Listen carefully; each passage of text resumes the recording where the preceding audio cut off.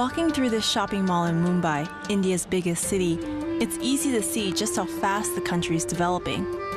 Compared to the estimated 3% growth the United States had last year, India's GDP growth was 9%, and some expect next year's numbers to be just as high. But this rapid growth isn't everywhere in India. Directly across the street from this crowded mall was a much different type of neighborhood. And on this side of the street, we saw all of these kind of set up shacks where people basically live. And it seems to be that they earn a living off of collecting trash and recycling it, because if you look at all of the bags that are piled up, it looks like they just pretty much collect junk. Can I come inside? Yeah, okay. How many people live in this home? Yes. Seven. This man told me he earned 3,000 rupees a month, which is about $73 US. So if you look around, you'll see that the shelter is made up of a bunch of different materials.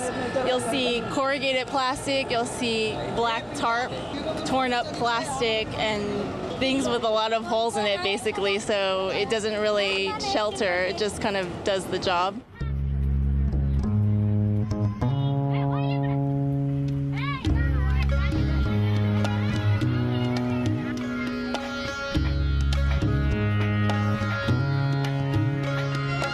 If you look just across the way, across the water here, people seem to have set up permanent housing, and you'll see that the piles of trash are much larger.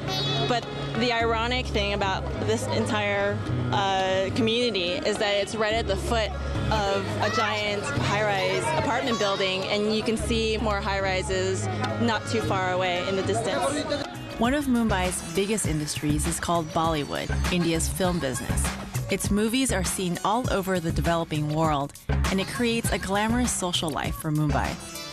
One of Bollywood's biggest stars is Rahul Bose. He also does humanitarian work and speaks out about social awareness. The most important thing to remember is that there is no one India. The social tension, the economic disparities, and the cultural division has never been greater in our history.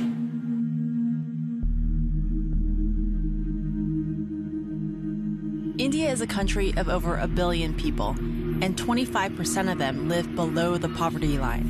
In Mumbai, we visited Dharavi, the second largest slum in the world after the Kibera slums in Africa.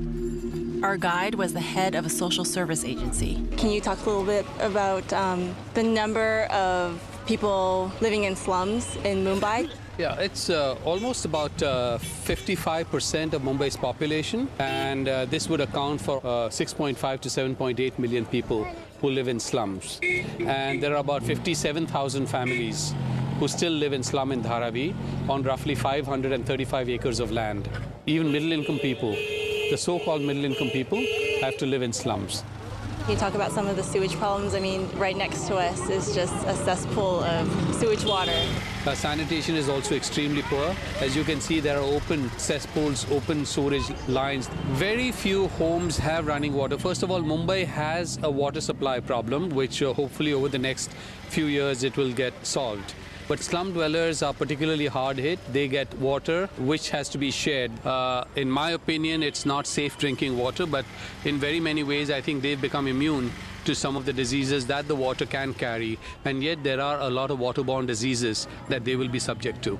When people think of slums, they don't really think of business, economy, or any type of income generation or way to make a living, but that's not the case here, is it? No, in fact, when you go around, you'll find there's a tremendously thriving economy in Dharavi. They're generating in the region of almost about $700 million worth of economy in Dharavi. One of the government's main goals is to make India slum-free by the year 2020. One way it's trying to do that is by creating alternate housing for slum residents. These buildings are all housing developments that have been put up to house people who once lived in slums, but this is now their permanent home. And we're actually going to visit a resident who lives here. This woman had lived in a slum for 35 years until she moved here. And if you look out this window, You can see a slum, and that's the same slum that this woman lived in before she moved here. Can she tell us how living here is different from living over there? क्या-क्या फ़र्क आपको मालूम पड़ा है यहाँ पे आकर रहने से? मेरे में अच्छा है, तकलीफ नहीं है, पड़ोसी के कुछ नहीं है, आराम के साथ है, पानी में सब कुछ ठीक है. It's convenient. She doesn't have wrangles with the neighbors. Water supply is regular, and there's a private toilet and bathroom. Did she have a TV in the slum? बंदरी का बाड़ी में टीवी था घर में? Yes, absolutely. But right now, there aren't the resources nor the capacity to relocate every slum dweller in India, and more people from the countryside arrive every day. These are not very different from the people who migrate to countries like United States from other parts of the world. In the same way, from villages, people migrate into cities like Mumbai and other cities to better their lives. We met this man who worked as a cab driver. He said he'd been living in Dharavi for nearly 14 years after moving from the country to Mumbai to find work. Very narrow.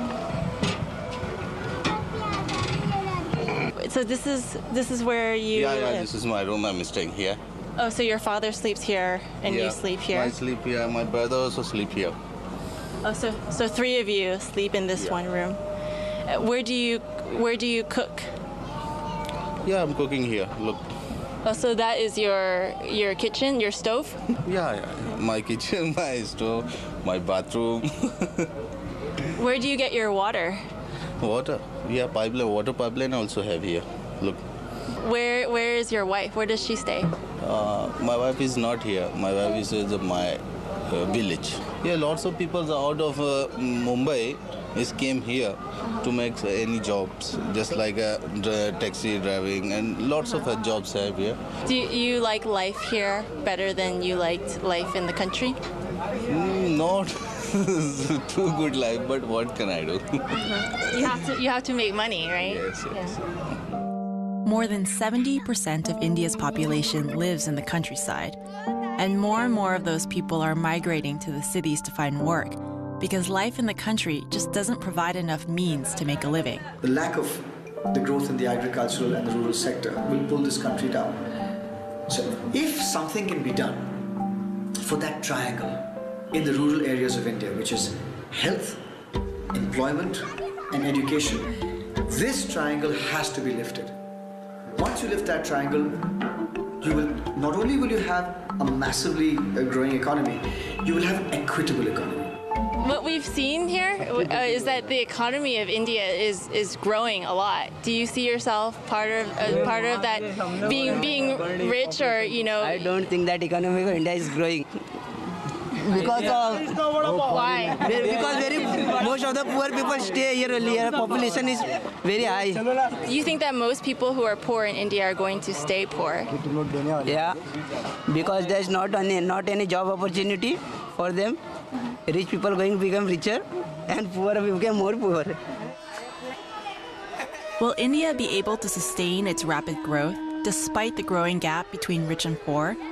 And what responsibility does India's wealthy class have in lifting those left behind? India has come to that global party.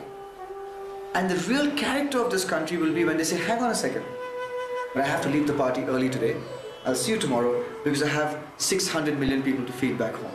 And when you do that, and the other guests at the party say, oh, he left early. Normally everybody doesn't dare leave here till midnight, but this guy's left 9 o'clock. He's going back to feed 600 million people. It's a pretty cool thing to do. Maybe we should all do that.